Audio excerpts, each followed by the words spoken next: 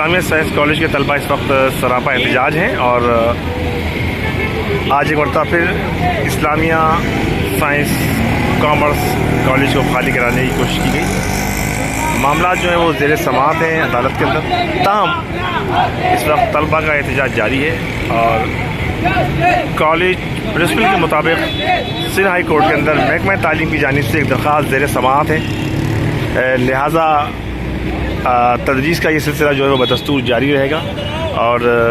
طالب علم جو اس وقت موجود ہیں اسلامیہ سائنس کالج کے باہر، اور اس وقت طلبہ کی جانب سے احتجاجی مظاہرہ کیا جا رہا ہے۔ Government Islamia arts and commerce college, اس کے اندر مجموعی طور پر 7 تعلیمی ادارے ہیں، جس کے اندر 3 کالجز ہیں اور 4 اسکول ہیں۔ کالج پرنسپل علی راز شر کے مطابق، جو کہ پرنسپل ہے مارننگ شفٹ کے،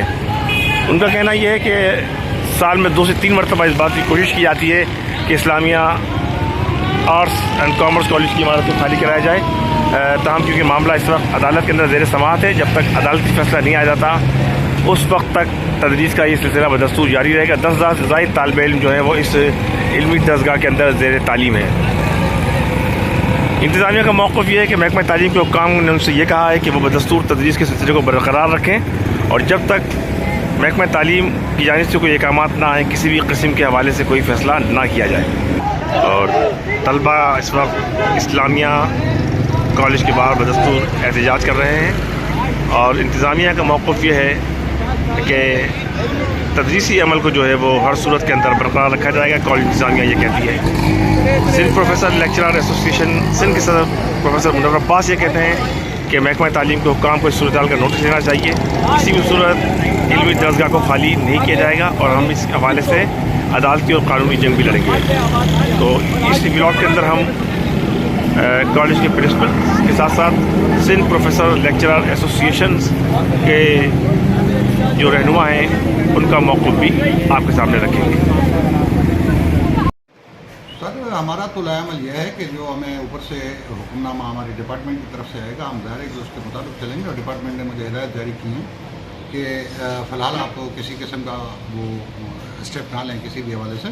آپ بیٹھے رہیں اور کالج فی الحال ہمارے اس میں ہے پریمیسز یہ ہمارے انڈر میں، اور یہاں پر ایک کالج نہیں ہے، یہاں 7 ادارے ہیں۔ لا کالج بھی ہے، سائنس کالج بھی ہے، صبح کا آرٹس اینڈ کامرس کالج بھی ہے، شام کا آرٹس اینڈ کامرس کالج بھی ہے اور پیچھے 3 اسکول ہیں، بہت بڑی پریمیسز ہے۔ تو اس وجہ سے یہ بار بار اٹیمپٹ کرتے رہتے ہیں اور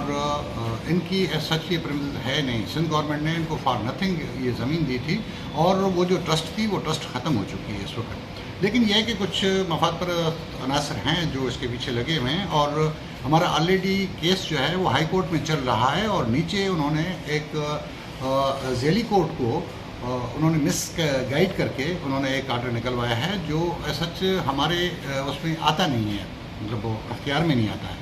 تو ابھی میرے پاس پولیس والے آئے تھے، میں نے ان کو سمجھا کے واپس کر دیا ہے۔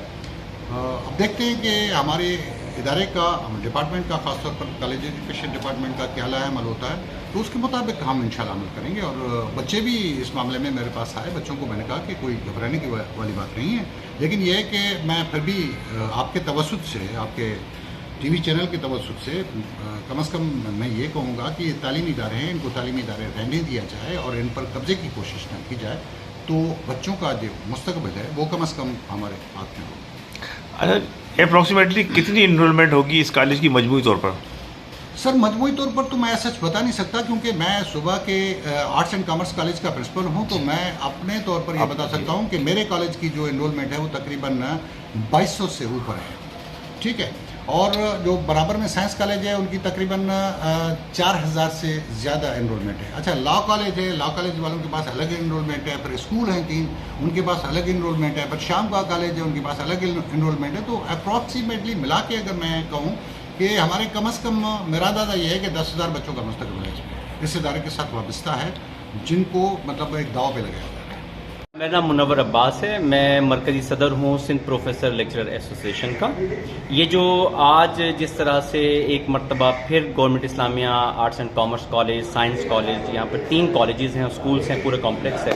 اس کے اوپر ایک مرتبہ پھر یہاں کے طلباء کو، اساتذہ کو پریشان کرنے کی کوشش کی گئی ہے۔ یہ ہمیشہ یہ لوگ کرتے رہتے ہیں، اس کی میں بھرپور مذمت کرتا ہوں. اور جو رینٹل کورٹ ہے، میں ان سے بھی گزارش کرتا ہوں کہ خدا کے واسطے آپ کے بھی اپنے بچے ہیں، ان بچوں کے مستقبل کا سوچیں. یہ سندھ کے بچے ہیں، یہ اس ملک کے بچے ہیں، یہ بچے کہاں جائیں گے؟ غریب کا بچہ کہاں پڑھنے جائے گا؟ اس لیے پہلے ہی ہمارا کیس ہائی کورٹ میں چل رہا ہے، تو خدا کے واسطے کچھ رحم کریں، اس شہر پہ رحم کریں، اس ملک پہ رحم کریں.